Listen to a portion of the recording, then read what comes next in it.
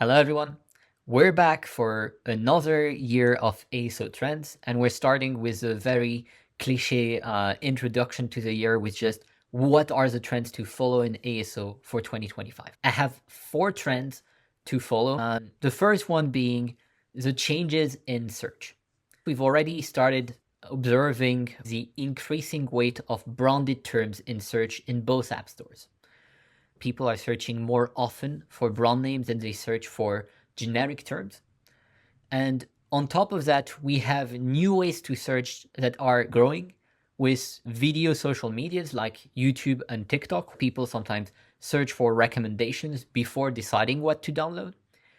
Since last year, especially, AI assisted search, for instance, ChatGPT, is estimated to already have secured 4% share of the total search traffic in the US.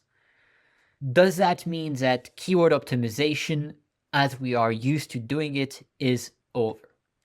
Is it useless?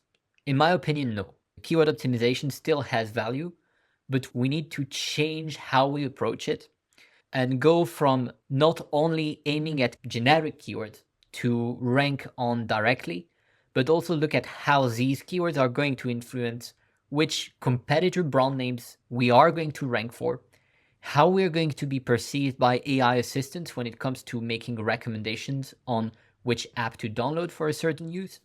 And in how we approach keyword optimization, there should be more of a cluster logic. There should be more efforts to identify these smaller points.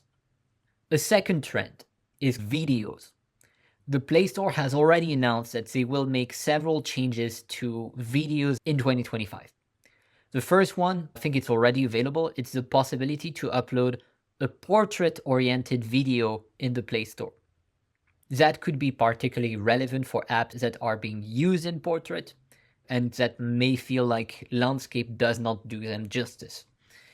Another thing, even more important in my opinion, is that Google has already stated they also want game developers to be able to upload more than one app on their store listings. So the idea would be that you could find a regular trailer type video on the store listing, but you could also add things like how to play guides, feature spotlights, and more. This is probably going to lead more people to experiment with video on the Play Store. On the App Store front, we have not heard any announcement just yet, but it's not like Apple doesn't have the capabilities, especially given how there is a certain feeling that the App Store could do with a UI overhaul. I would definitely keep an eye on announcements from WWDC later this year. The third trend is going to be the move towards engagement.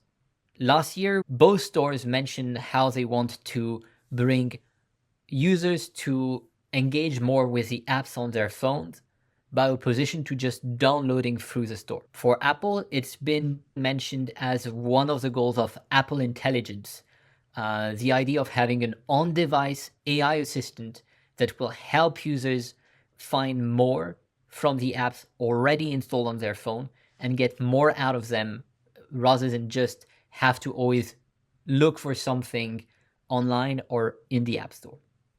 On the Play Store front, Google has announced that they are going to be releasing a new store experience called Collections, which is going to be powered by the Engage SDK. That experience will replicate some of what the store looks like, but this time trying to encourage users to directly resume with a cart they had abandoned in a shopping app, engage with content they had started watching in a media app, and more experiences of this type. So the idea would be for apps to make their in-app content more readily available and more readily pushed towards user rather than simply hoping for users to find them inside the app. This and Apple Intelligence are going to be a hybrid between in-store and outside the store from what we can tell up to now. When I mean in-store, I especially mean via store consoles. There is hope that these experiences could be piloted, maybe also measured via store consoles. So this is going to be a good opportunity for ASO to make a stronger push towards engagement going beyond the in-app events and promotional content that we already have. Finally, the fourth trend I'm going to mention is third-party stores. In 2024, Apple has been told by the European Union it needed to open iOS to third-party stores and to allow developers to have their app distributed via web directly.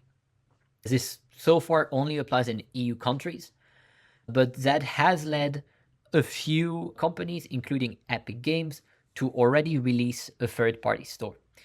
The main downside is that so far, none of the third-party stores have a large catalog of apps to be downloaded through them. That could change in 2025. I think especially Epic Games has made clear that in 2024, their store was only supporting games made by their own teams. In 2025, they want to open their store to third-party developers. I don't think that necessarily means we're going to see a major challenger clearly take that third spot in 2025. Where it gets interesting, though, is that the threat of potential challengers could be enough to lead to innovations in the Play Store and the App Store. Last year, we had reports that Apple may be working on a new store dedicated to games, which would work as a hybrid between the current App Store and Game Center. We don't know if this is going to be something we'll see already in 2025, but that does mean that there's more coming to the stores soon.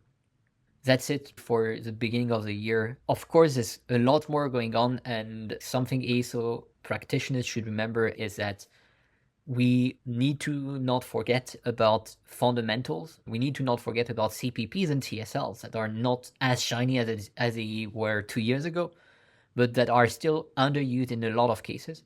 So I think 2025 is going to be a transition year where I don't think there would be the most significant changes we've seen since 2022, but I do think it could open the way to new processes, to new efforts, and that it's going to be an interesting year for ASO. Happy New Year, everyone, and see you in the next one.